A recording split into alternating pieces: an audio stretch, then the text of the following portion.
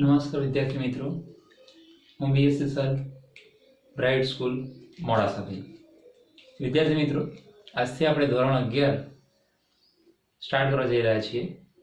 તો ધોરણ 11 ની અંદર હું કેમેસ્ટ્રી આપણે શીખવાનો પ્રયત્ન કરવાનો છું, જેમાં આજે આપણે વિભાગ 1 નું પહેલું ચેપ્ટર રસાયણ વિજ્ઞાનની પાયાની સંકલ્પનાઓ સ્ટાર્ટ કરવા જઈ રહ્યા છીએ.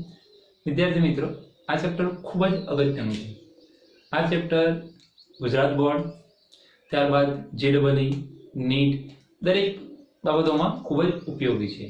આ ચેપ્ટરમાં આવતી નાની નાની બાબતો આપણને આગળ ધોરણ 12 સુધી, ધોરણ 12 પછી પણ ઉપયોગ થવાની છે. એટલા માટે ચેપ્ટરનું નામ ખૂબ જ અગત્યનું છે. ચેપ્ટરના નામ પ્રમાણે જ એની અંદરની બાબતો આવવાની છે. એટલા માટે આપણે ચેપ્ટર સ્ટાર્ટ કરીશું. તો અહીંયા ધ્યાન આપજો વિદ્યાર્થી મિત્રો. ચેપ્ટર નંબર 1 રસાયણ વિજ્ઞાનની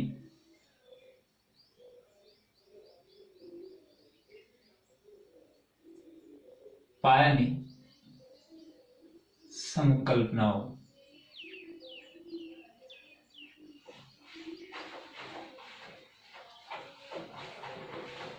વિદ્યાર્થી મિત્રો, ટોપિક ની અંદર તમે જોશો તો તમને 3 શબ્દો દેખાશે: રસાયણ વિજ્ઞાન, પાયો અને સંકલ્પના.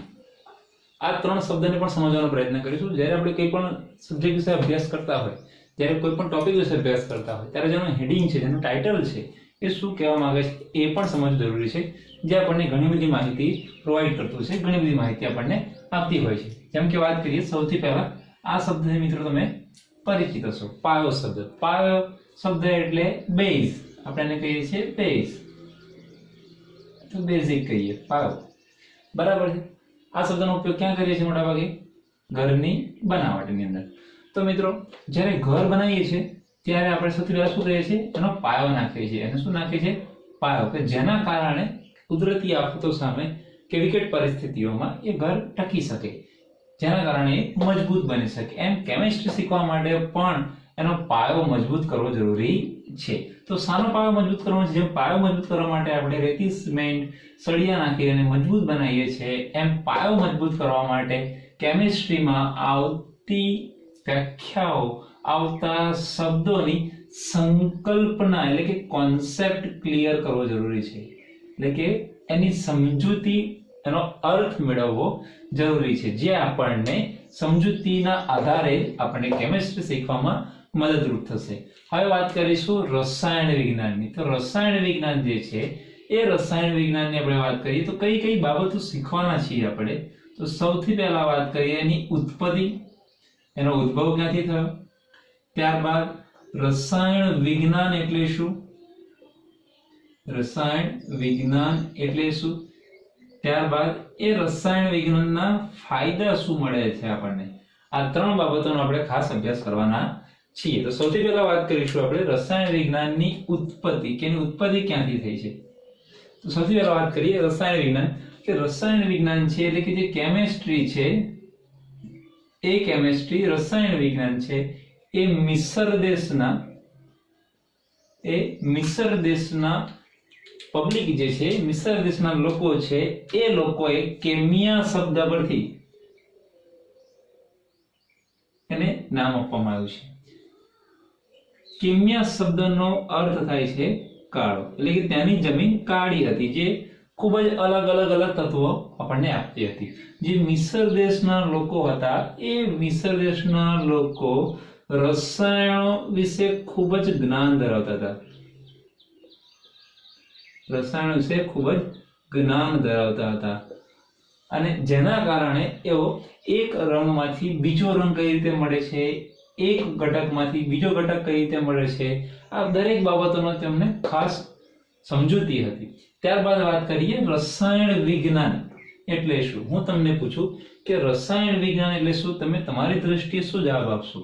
તો કોઈ કહેશે સાહેબ રસાયણ વિજ્ઞાન એટલે તમે જે પેન પકડી છે, જ્યાંથી લખાય છે, એક પ્રકારનું કેમિકલ છે, એને રસાયણ વિજ્ઞાન કહેવાય. તો વાત સાચી છે. કોઈ કહેશે સાહેબ આપણે જે ખાઈએ છીએ એના ઘટકો હોય છે, એ રસાયણ વિજ્ઞાન છે. બધી વાત સાચી છે.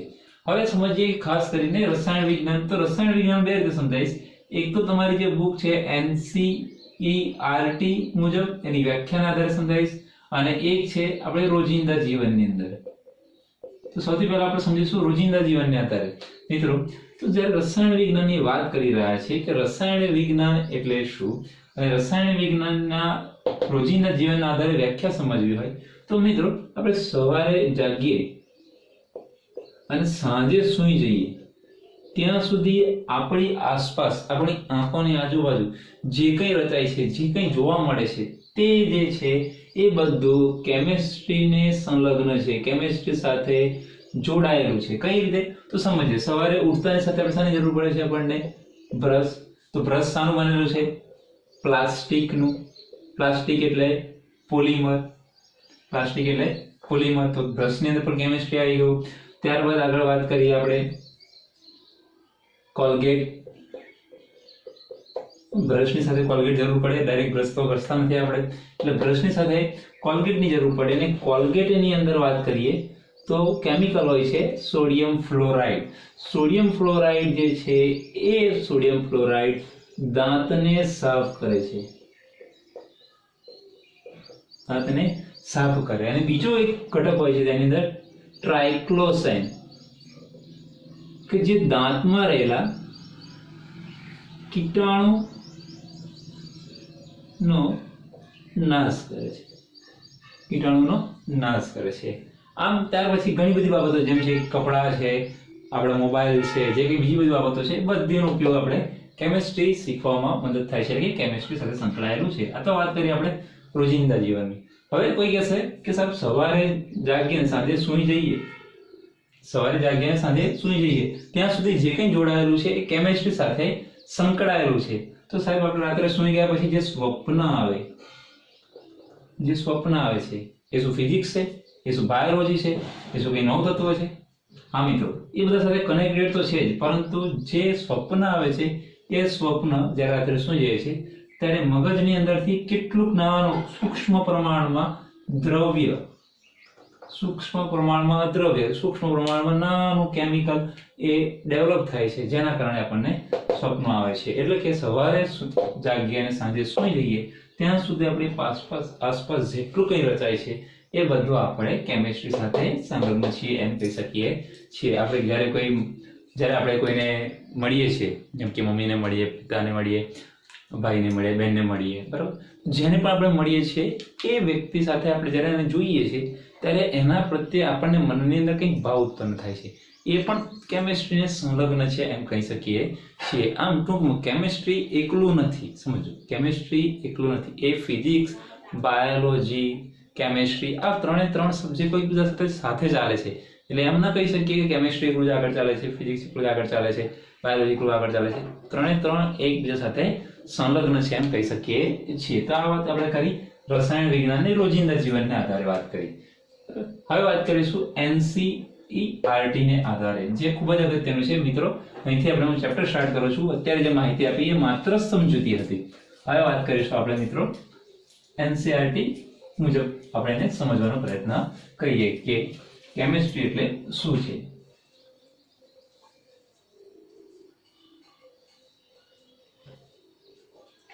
ચલો, તો આપણે જોઈશું હવે કેમિસ્ટ્રી એટલે શું.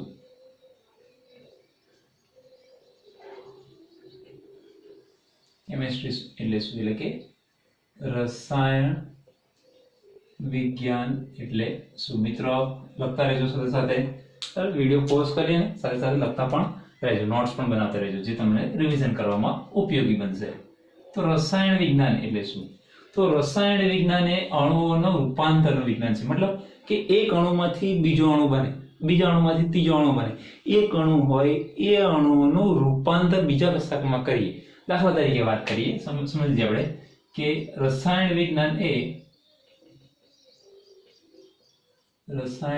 વિજ્ઞાન એ અણુઓના રૂપાંતરનું વિજ્ઞાન છે. અણુઓના રૂપાંતરનું વિજ્ઞાન છે. સમજીએ કઈ રીતે. દાખલા તરીકે તમે પોલિથીન બેગ સાંભળ્યો છે. તમે જ્યારે શાકભાજી લેવા જાઓ છો તો જે પ્લાસ્ટિક બેગ આપે છે એ શું હોય છે? Polythene bag. તો પોલિથીન બેગ પોલિથીન કઈ રીતે બને છે? તો तो આપણે જાણી લઈએ કે કેમિસ્ટ્રીની અંદર એક અણુ છે ઇથિન અણુ, બરાબર। ઇથિનની અંદર જ્યારે આ બંધ તૂટી જાય અને એની સાથે બીજા પણ અણુઓ જોડાય એટલે થઈ જશે CH2 સિંગલ બોન્ડ CH2, આવા સંખ્યા જોડાઈ શકે, અસંખ્ય જોડાઈ શકે। એટલે એક અણુમાંથી બીજા અણુઓનું રૂપાંતર કરીએ એ પણ એક કેમિસ્ટ્રી જ છે, એ પણ એક રસાયણ વિજ્ઞાન જ છે, બરાબર। હવે સમજીએ, રસાયણ વિજ્ઞાન એ એટલે કે કેમિસ્ટ્રી એ અણુઓના રૂપાંતરનું વિજ્ઞાન છે। મિત્રો ધોરણ 10 માં તમે શીખી ગયા છો આવર્ત કોષ્ટક અથવા કેટલાક તત્વોના નામ જાણતા છો। હાલમાં કેટલા તત્વો છે? 118 તત્વો છે, બરાબર। પરંતુ બુકના આધારે વાત કરીએ તો બુકની અંદર માત્ર 100 જેટલા તત્વો 100 જેટલા તત્વો હાલમાં કેટલા છે? હાલમાં 118 જેટલા તત્વો છે।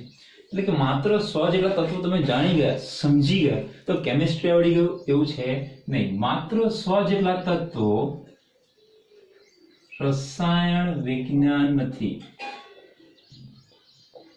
રસાયણ વિજ્ઞાન નથી, પરંતુ રસાયણ વિજ્ઞાન નથી, પરંતુ તેમાંથી રચાતા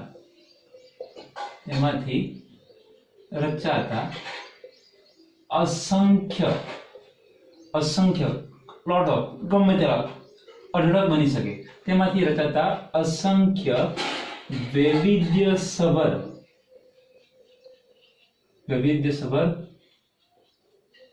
અણુઓનું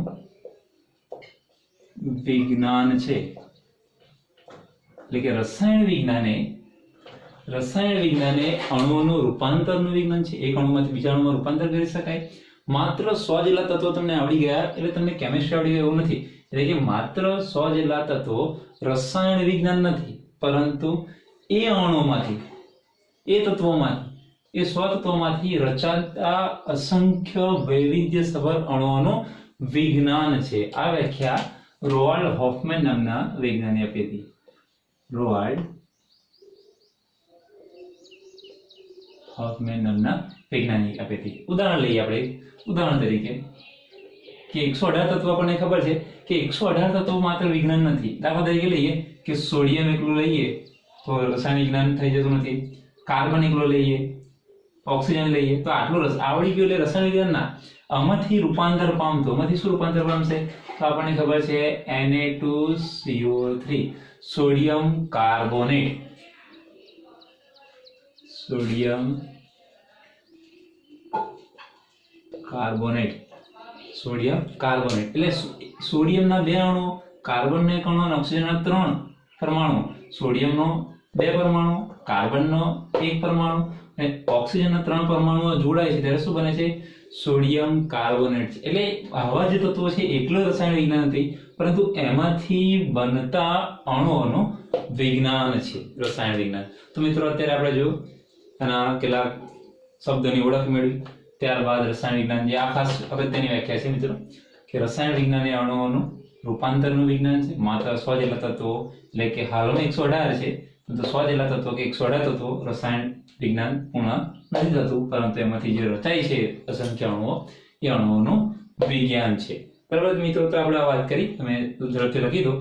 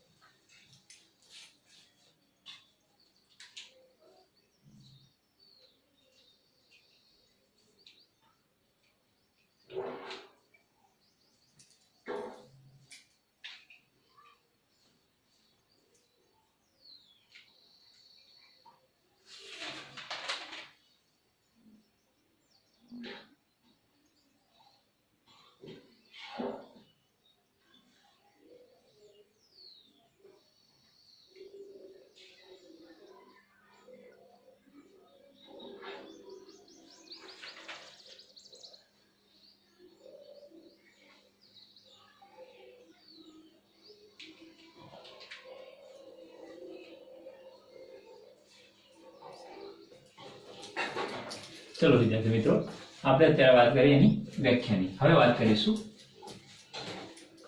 એક બીજી વ્યાખ્યાની વાત કરીશું અત્યારે. તો વિદ્યાર્થી મિત્રો, રસાયણ વિજ્ઞાન એ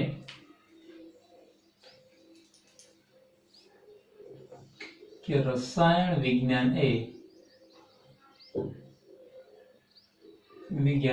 વિજ્ઞાન એ કોઈ દ્રવ્ય હોય. આ દ્રવ્ય, રસાયણ વિજ્ઞાન એ કોઈ દ્રવ્ય હોય, એ દ્રવ્યનું બંધારણ,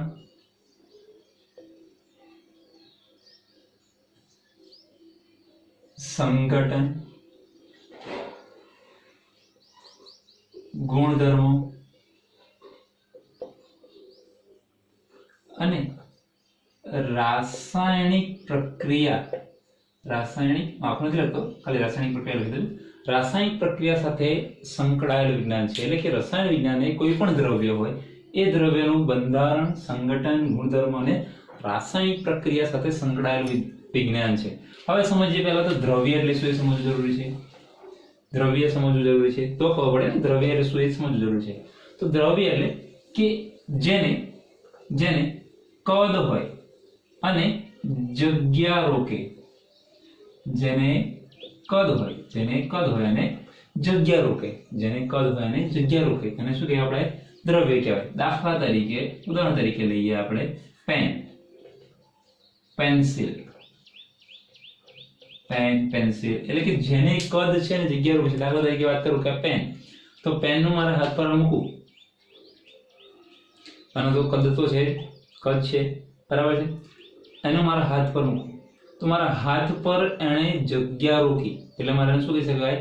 દ્રવ્ય કહેવાય. ટૂંકમાં આપણે જેને જોઈ શકીએ છીએ, જેને અનુભવી શકીએ, જેને પકડી શકીએ છીએ, એને આપણે શું કહી શકીએ છીએ? દ્રવ્ય કહી શકીએ છીએ. મોબાઈલ, તમે મોબાઈલ યુઝ કરો છો, એ મોબાઈલ પણ દ્રવ્ય છે એમ કહી શકીએ છીએ. મિત્રો, શું હવાને દ્રવ્ય કહેવાય? હવાને દ્રવ્ય કહેવાય? તમે તો કીધું સાહેબ, જેને કદ હોય અને જગ્યા રોકે તો એને આપણે દ્રવ્ય કહી શકાય. તો કદ અને જગ્યા રોકે એને દ્રવ્ય કહી શકાય. તો હવાને કહી શકાય? હા મિત્રો, હવાને પણ દ્રવ્ય કહી શકીએ. કઈ રીતે?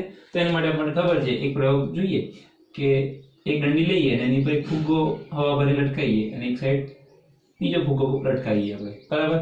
તો આ ફુગ્ગાની અંદર હવા ભરીએ, તો હવાએ જગ્યા રોકી કે નહીં? એને ફુગ્ગા જેટલું કદ છે કે નહીં? હા, ફુગ્ગા જેટલું કદ છે અને એને જગ્યા રોકી, બરાબર છે. તો એને પણ આપણે શું કહી શકીએ? દ્રવ્ય કહી શકીએ છીએ. એટલે આવું કોઈ પણ દ્રવ્ય, પાણી પીવો છો તમે, પાણી પાત્રમાં લો છો તો એની કદ હશે, એ પાત્રની જગ્યા રોકશે, તો એને દ્રવ્ય કહી શકીએ છીએ. ટૂંકની અંદર દ્રવ્ય એટલે ખાસ અગત્યની વ્યાખ્યા છે મિત્રો, દ્રવ્ય એટલે કે જેને કદ હોય ને જગ્યા રોકે એને આપણે દ્રવ્ય કહી શકીએ છીએ, બરાબર? તો અમે પાછા આવી જઈએ આપણી રસાયણ વિજ્ઞાનની વ્યાખ્યા પર કે રસાયણ વિજ્ઞાન એટલે શું? તો જે દ્રવ્યનું બંધારણ, સંગઠન, ગુણધર્મો અને રાસાયણિક પ્રક્રિયા સાથે સંકળાયેલું વિજ્ઞાન છે. હમણાં ચલો એક ઉદાહરણ જોઈએ કે H2O, પાણી. રસાયણ વિજ્ઞાન શું છે સમજીએ. તો એક દ્રવ્ય તરીકે લઈએ, એ દ્રવ્ય કોણ લીધું આપણે? પાણી. તો એ પાણી જે છે એ પાણીનું બંધારણ, ધોરણ 10 માં આપણે શીખી ગયા કે પાણીનું બંધારણ કેવું હોય છે? બધાને ખબર છે કે પાણીનું બંધારણ oxygen bond hydrogen, oxygen bond hydrogen, આપણે આવું જોઈ ગયા છીએ. ત્યારબાદ સંગઠન. તો સંગઠન કોને કહીશું? તો એની અંદર રહેલા તત્વોનું પ્રમાણ દર્શાવશે. તો હાઇડ્રોજન કેટલા છે? 2. તો 2. ઓક્સિજન કેટલા છે? 1. તો 2:1. કારણ કે ખબર છે, દાખલા તરીકે લખો કે CO2. તો CO2 નું સંગઠન શું થશે? કાર્બન 1, ઓક્સિજન 2, એટલે 1:2 થશે. એટલે ફરી એક વાત કરીએ કે H2O છે એનું બંધારણ આ પ્રકારનું હોય છે, સંગઠન 2:1 થાય છે. ગુણધર્મ, તો પાણીના ગુણધર્મ વિશે તમે શું કહેશો? કે સ્વાદવિહીન,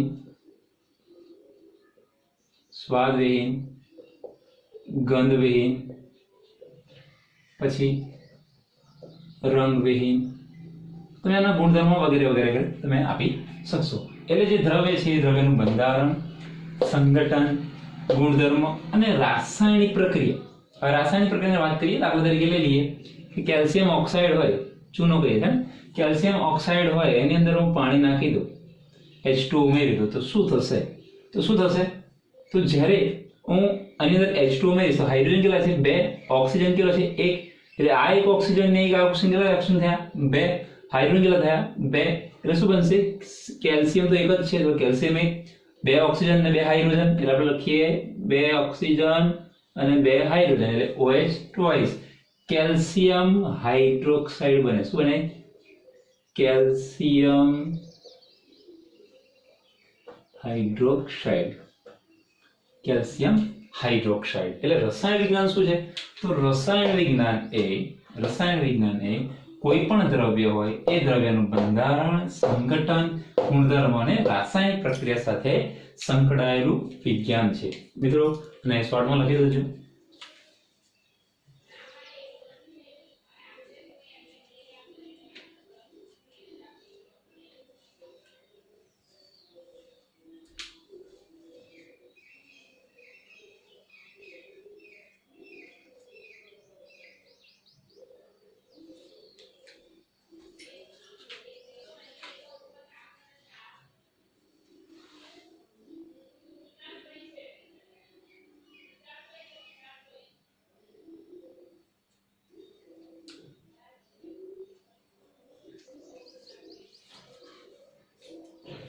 ચલો વિદ્યાર્થી મિત્રો, હવે વાત કરીશું આપણે રસાયણ વિજ્ઞાનની શાખાઓ. પહેલા આપણે શું કર્યું કે રસાયણ વિજ્ઞાનની સામાન્ય સમજૂતી, રોજિંદા જીવનમાં સમજૂતી મેળવી. ત્યારબાદ NCERT બુક પ્રમાણે આપણે એની વ્યાખ્યા જોઈ, બરાબર, અને એને થોડી સમજૂતી મેળવી, એનો કોન્સેપ્ટ ક્લિયર કરવા, જે પ્રમાણે વાત કરી. ત્યારબાદ દ્રવ્ય એટલે શું એ પણ સમજાવજો. આગળ આવશે દ્રવ્ય એટલે ફરી સમજાવવામાં આવશે, પણ અત્યારે આપણે આગળ વાત કરીએ. તો હવે જોઈશું રસાયણ વિજ્ઞાન એટલે કે કેમિસ્ટ્રીની શાખાઓ. તો કેમિસ્ટ્રીની શાખાઓની વાત કરીએ, કેમિસ્ટ્રીની શાખાઓ વિશે વાત કરીએ તો સૌથી પહેલા વાત કરીએ કેમિસ્ટ્રી. તો કેમિસ્ટ્રીની કઈ શાખાઓ છે તો વાત કરીએ. સૌથી પહેલા કે કેમિસ્ટ્રીની એક શાખા છે જેનું નામ છે ઓર્ગેનિક કેમિસ્ટ્રી. ઓર્ગેનિક કેમિસ્ટ્રી જેને આપણે ગુજરાતીમાં કહીશું કાર્બનિક રસાયણ વિજ્ઞાન. કાર્બનિક રસાયણ વિજ્ઞાન, બરાબર છે. ત્યારબાદ બીજી શાખા છે એનું નામ છે ઇનઓર્ગેનિક કેમિસ્ટ્રી. ઇનઓર્ગેનિક કેમિસ્ટ્રી, બરાબર, જેને કહીશું અકાર્બનિક રસાયણ વિજ્ઞાન, બરાબર. ત્યારબાદ આગળ વાત કરીએ ત્રીજી ફિઝિકલ કેમિસ્ટ્રી. ફિઝિકલ કેમિસ્ટ્રી જેને આપણે ગુજરાતીમાં કહીએ છીએ ભૌતિક રાસાયણિક વિજ્ઞાન. ત્યારબાદ આગળ વાત કરીએ બીજી એક શાખા છે, બધી સમજાવીશ, દરેક શાખા વિશે સમજૂતી આપીશ થોડી થોડી. ત્યારબાદ છે ઇન્ડસ્ટ્રીયલ કેમિસ્ટ્રી, ઔદ્યોગિક રસાયણ વિજ્ઞાન. એને આપણે ગુજરાતીમાં કહીએ છીએ ઔદ્યોગિક રસાયણ વિજ્ઞાન. ઔદ્યોગિક રસાયણ વિજ્ઞાન. ત્યારબાદ વાત કરીએ આગળ એનાલિટિકલ કેમિસ્ટ્રી. એનાલિટિકલ કેમિસ્ટ્રી એટલે આપણે એને કહીએ છીએ વિશ્લેષણ રસાયણ વિજ્ઞાન. ત્યારબાદ આગળ છે મેડિસિનલ કેમિસ્ટ્રી. મેડિસિનલ કેમિસ્ટ્રી દવાઓ વિશેની, બરાબર. અને છેલ્લે અહીંયા છે કેવી છે organic, inorganic, physical, industrial, analytical, medical અને બાયોકેમિસ્ટ્રી. બાયોકેમિસ્ટ્રી જૈવ રાસાયણિક વિજ્ઞાન. જૈવ રાસાયણિક વિજ્ઞાન. આ સિવાયની ઘણી બધી છે, આપણે અહીંયા કેટલીક જોઈશું. બધી આપણે માટે ઉપયોગી નથી, એક બે ઉપયોગી છે, જે ત્રણ ખાસ અગત્યની છે એની વાત કરીશું મિત્રો. તો સૌથી પહેલા વાત કરીએ મિત્રો ઇનઓર્ગેનિક કેમિસ્ટ્રી એટલે કે અકાર્બનિક રસાયણ વિજ્ઞાન. તો અકાર્બનિક રસાયણ વિજ્ઞાનમાં શું સમાવેશ થશે? તો મિત્રો આપણે તત્વો કેટલા છે? કુલ 118 તત્વો છે. બસ આ 118 તત્વો વિશે અહીંયા શીખવાનું મળશે, જેની અંદર ખાસ યાદ રાખજો, જેની અંદર ધન આયન અને ઋણ આયનો વિશે ખાસ ભણવાનું થશે મિત્રો. ધન આયન અને ઋણ આયન, પછી આના બંધ કેવા હોય છે, એ બધી વસ્તુ આગળ જ્યારે આપણે અભ્યાસ કરીશું ત્યારે આગળ ધીમે ધીમે જતા જઈશું. બરાબર છે. ત્યારબાદ ફિઝિકલ કેમિસ્ટ્રી. ફિઝિકલ કેમિસ્ટ્રી એટલે ભૌતિક રસાયણ વિજ્ઞાન, એટલે જે કઈ પ્રક્રિયાઓ છે, જે રાસાયણિક પ્રક્રિયાઓ છે એ પ્રક્રિયા સાથે સંકળાયેલા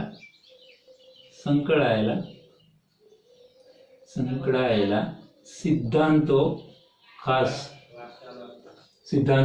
ખાસ ધ્યાનમાં રાખીશું આપણે.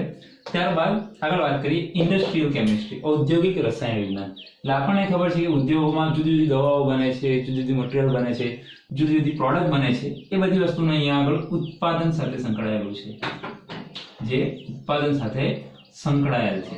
ત્યારબાદ એનાલિટિકલ કેમિસ્ટ્રીની વાત કરીએ મિત્રો, તો એનાલિટિકલ કેમિસ્ટ્રી એટલે કે વૈશ્લેષિક રસાયણ વિજ્ઞાન. તો મિત્રો આપણને ખબર છે કે આપણે વાત કરીએ કે સોનું,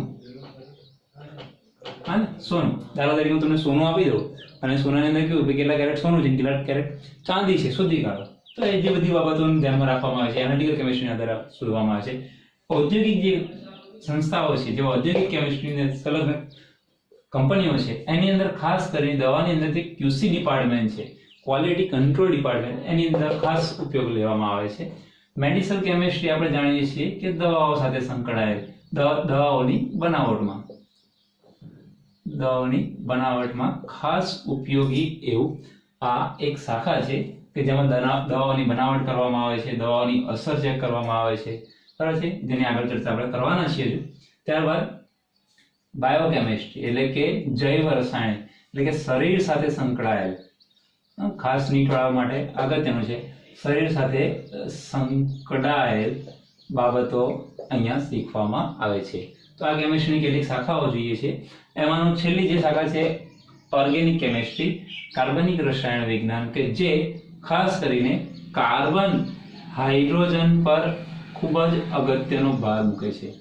એટલે કે કાર્બન અને હાઇડ્રોજન, એટલે જેને કહીએ છીએ આપણે હાઇડ્રોકાર્બન કહીએ છીએ, જેને હાઇડ્રોકાર્બન તરીકે આપણે ઓળખીએ છીએ, જેને આપણે શું કહીએ છીએ, હાઇડ્રોકાર્બન તરીકે ઓળખીએ છીએ. જેમ કે ગ્લુકોઝની વાત કરીએ, ગ્લુકોઝ, ફ્રુક્ટોઝ, તેનું સૂત્ર આપણે 10મા ધોરણમાં શીખી ગયા આપણે, C6H12O6, કાર્બન, હાઇડ્રોજન અને ઓક્સિજન. એટલે કાર્બન અને હાઇડ્રોજન તો હોય જેની સાથે બીજા કોઈ પણ પરમાણુ હોઈ શકે છે. તો આ વાત કરીએ આપણે કેમિસ્ટ્રી એટલે શું અને એની શાખાઓ, દરેક શાખામાં શું કરવામાં આવે છે.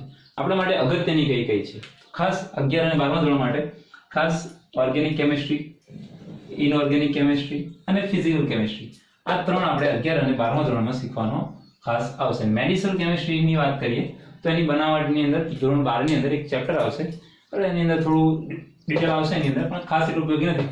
ખાસ આ ત્રણ આપણા માટે ધોરણ 11 અને 12મા લેવલ ઉપર ખૂબ જ અગત્યનું છે. લખી દેજો મિત્રો.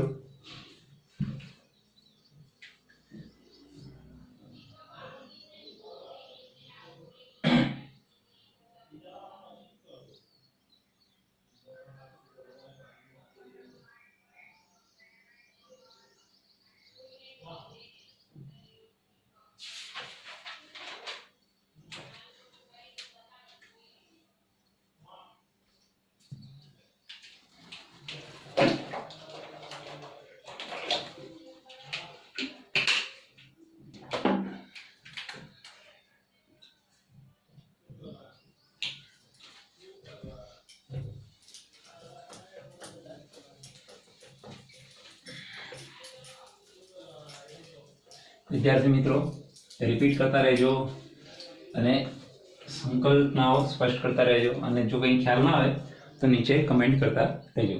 ત્યારે જોઈને પછી એક લેક્ચર એવો બનાવીશું કે જે તમારા પ્રોબ્લેમ્સ હોય એ સોલ્વ આઉટ કરી શકીએ. બરાબર છે. ચલો હવે આગળ વાત કરીશું. તો આપણે શરૂઆતમાં જે વાત કરીએ તો શરૂઆતમાં શું વાત કરીએ આપણે કે ભાઈ પહેલાં કેમિસ્ટ્રીની ઉત્પત્તિની વાત કરી, કેમિસ્ટ્રીની વ્યાખ્યાઓ એટલે કેમિસ્ટ્રીની સમજૂતીની વાત કરી. ભાઈ કેમિસ્ટ્રી રોજિંદા જીવનમાં કોને કહી શકીએ આપણે, એનસીઆરટી બુકના આધારે કોને કહી શકીએ, કેમિસ્ટ્રીની શાખાઓ વિશે અભ્યાસ કર્યો. વિદ્યાર્થી મિત્રો હમણાં અત્યારે આપણે શરૂઆતથી જોયું કે કેમિસ્ટ્રીનો અર્થ સમજ્યા, એટલે શાબ્દિક અર્થ સમજ્યા. ત્યાર પછી એના રોજિંદા જીવનમાં શું અર્થ છે તે સમજ્યા. ત્યાર પછી આપણે એની એનસીઈઆરટી મુજબ પ્રમાણે વ્યાખ્યા સમજ્યા, બરાબર. પછી એની બીજી એક વ્યાખ્યા પણ સમજ્યા કે રસાયણ વિજ્ઞાન એ જે એનું દ્રવ્ય છે એ દ્રવ્યના કેટલા ગુણધર્મો પર ના આધારે નક્કી કરી શકીએ છીએ કે કેમિસ્ટ્રી કોને કહેવાય, બરાબર. અને ત્યાર પછી આપણે એની કેટલીક માહિતી જોઈ, બરાબર. હવે આપણે અત્યારે કેમિસ્ટ્રીની અગત્યતા જોઈશું કે કેમિસ્ટ્રીનું મહત્વ શું છે એ જોવા જઈ રહ્યા છીએ. તો જોઈએ આપણે કે રસાયણ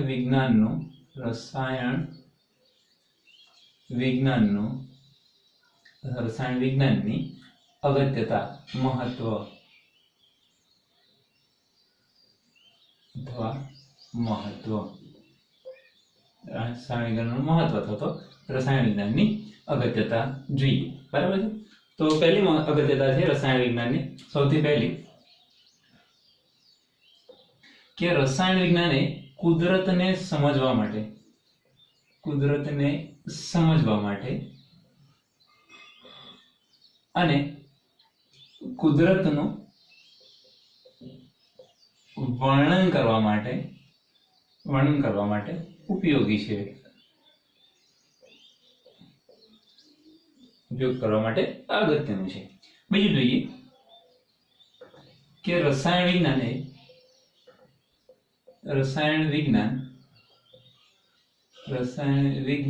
એ દવાઓની બનાવટ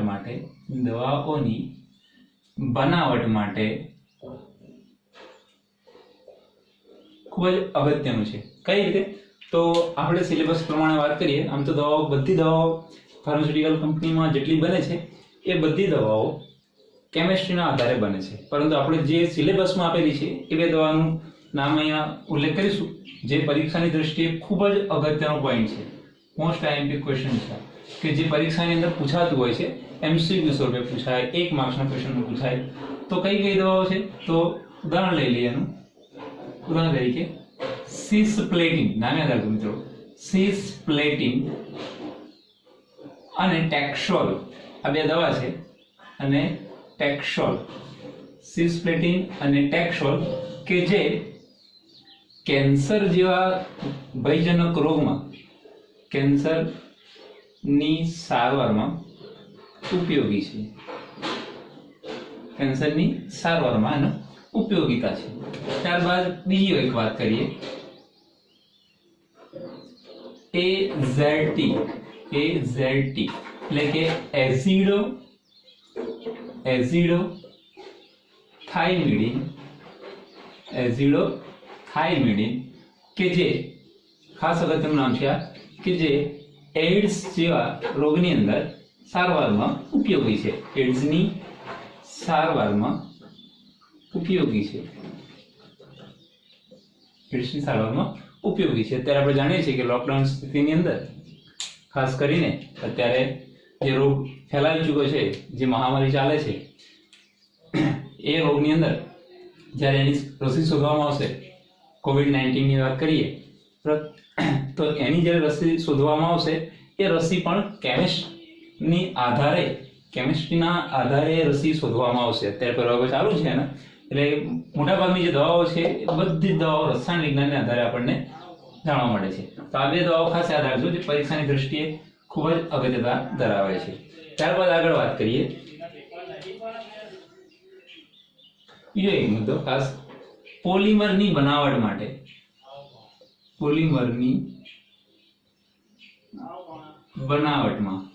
રસાયણ વિજ્ઞાન ખૂબ જ અગત્યનું છે. પોલિમરની બનાવટમાં તો પોલિમરના આપણે નામ અહીંયા ઉલ્લેખ લઈ લઈએ, કયા પોલિમર? પીવીસી, પોલીવિનાઇલ ક્લોરાઇડ, આપણે જાણીએ છીએ પાઇપ. ત્યાર પછી પોલિસ્ટાયરીન,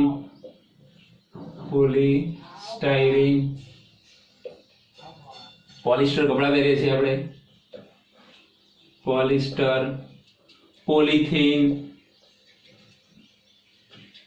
વગેરે ઘણા બધા છે. તેની અંદર આપણે પોલિથીન બેગ ઉપયોગ કરી ચૂક્યા છીએ, પોલિસ્ટરના કાપડા પહેરીએ છીએ, પોલિસ્ટાયરીન આપણને ખબર છે, પીવીસી પાઇપ ખબર છે. તો આવા જે પોલિમર છે એ પોલિમરની બનાવટ તમને ધોરણ 12 ની અંદર આવશે. ધોરણ 12 ની અંદર આખું ચેપ્ટર આવશે પોલિમર. હા, તો આ જે પોલિમર છે એના બનાવટ માટે રસાયણ વિજ્ઞાન ખૂબ જ અગત્યનો ભાગ ભજવે છે. ત્યારબાદ આગળ વાત કરીએ તો રસાયણ વિજ્ઞાનને આધારે વિશિષ્ટ ગુણધર્મ ધરાવતા વિશિષ્ટ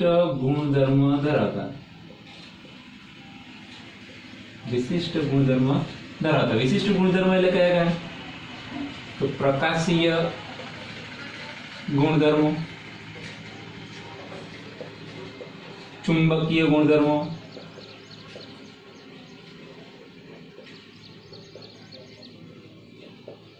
વિદ્યુતકીય ગુણધર્મો,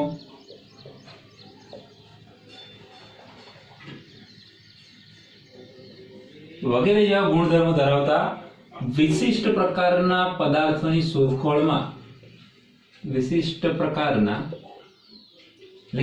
ગુણધર્મ ધરાવતા વિશિષ્ટ પ્રકારના પદાર્થોની શોધખોળમાં પણ પદાર્થોની શોધ કરવામાં પણ કોનો ઉપયોગ થાય છે? રસાયણ વિજ્ઞાનનો ઉપયોગ થાય છે. ત્યારબાદ ખાસ અગત્યનો મુદ્દો પર્યાવરણનું રક્ષણ કરવા માટે, ખાસ અગત્યનું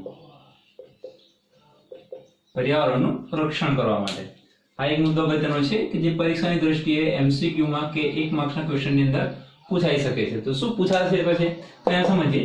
આપણે મિત્રો આપણે બધા અહીંયા જાણીએ છીએ કે આપણે ઘરે બધાની પાસે ફ્રીજ હોય છે. ફ્રીજમાંથી એક વાયુ ઉત્પન્ન થાય છે જેનું નામ છે ક્લોરોફ્લોરોકાર્બન્સ. જેનું નામ હોય છે ક્લોરોફ્લોરોકાર્બન્સ. લખીએ આપણે આગળ ક્લોરોફ્લોરોકાર્બન્સ. તો આ જે ગેસ ઉત્પન્ન થાય છે ફ્રીજમાંથી એ ગેસ શું કરે છે? તો આપણે એક વિચારી લઈએ. દાખલા તરીકે આ રૂમની અંદર મારી પાસે ફ્રીજ છે અને એ ફ્રીજની અંદરથી ક્લોરોફ્લોરોકાર્બન્સ ઉત્પન્ન થાય છે. આ ગેસ ઉત્પન્ન થાય છે અને એ જે ગેસ ઉત્પન્ન થાય છે આપણે આ રૂમ જે છે એ રૂમની સરખામણીમાં એટલી જગ્યા રોકે છે. હવે વાત કરીએ તો આપણને ખબર છે કે આકાશની અંદર ઉપર ઓઝોન સ્તર રહેલું છે કે જે શું કરે છે? એનું કામ શું છે ઓઝોન સ્તરનું? તો સૂર્યમાંથી આવતા કિરણો શું કરે છે? શોષી લે છે. જે નુકસાન કરતા કિરણો છે આપણને શોષી લે છે, એનાથી શુદ્ધ કિરણો આપણને આપે છે જે આપણને નુકસાન કરતા નથી. હવે શું થશે? તો જે આપેલો ક્લોરોફ્લોરોકાર્બન્સ આપણી રૂમની કદ ધરાવતો ઉત્પન્ન થયો એ ઉપર એવો ને એવો જાય તો એ શું કરે છે? તો જે પેલો ઓઝોન સ્તર છે એ ઓઝોન સ્તરમાં શું કરે? ગાબડું પાડે. કોણ ગાબડું પાડે છે? ક્લોરોફ્લોરોકાર્બન્સ. એટલે એટલી જગ્યા ખાલી પડી જાય. હવે એટલી જગ્યા ખાલી પડે છે તો સૂર્યમાંથી આવતા કિરણો ડાયરેક્ટ ક્યાં આવશે? પૃથ્વી પર આવશે. અને એ જે કિરણો સૂર્યમાંથી આવતા ડાયરેક્ટ કિરણો શું કરશે? મનુષ્ય જાતિને નુકસાન કરશે, કુદરતી આફતોને નોતરશે. કઈ કુદરતી આફત? તો વાવાઝોડું આવશે, કમોસમી વરસાદ આવશે, ધરતીકંપ થશે. આવા ઘણા બધા આપણને કુદરતી આફતો નડી શકે છે જે કોના કારણે છે? ક્લોરોફ્લોરોકાર્બન્સના કારણે, કે જે ઉપર જઈને ઓઝોન સ્તરને ઘટાડે છે. એટલે આપણે લખી દઈએ કે ક્લોરોફ્લોર શું કરે છે? O3 ને એટલે કે ઓઝોન સ્તરને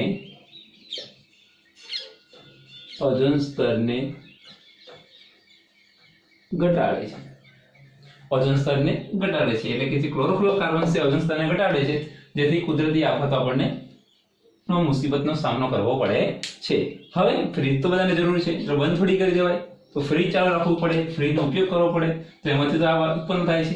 આથી વૈજ્ઞાનિકોએ ક્લોરોફ્લોરોકાર્બન્સની જગ્યાએ ઓછું નુકસાન કરે, આના કરતા ઓછું નુકસાન કરે એવો એક બીજો વાયુ તેની અંદર ભરવામાં આવે છે જેનું નામ છે HFC 134A. નાના કરજો મિત્રો, HFC 134A 1112 ટેટ્રાફ્લોરો ઇથેન. આ વાયુની જગ્યાએ ઉપયોગ કરવામાં આવે છે જેથી શું થશે? તો આ વાયુ અન્ય સરખામણીમાં ઓછું નુકસાન પહોંચાડે છે. તો મિત્રો આ વાત કરી આપણે એની અગત્યતા અથવા મહત્વ. ક્યાં મહત્વ છે?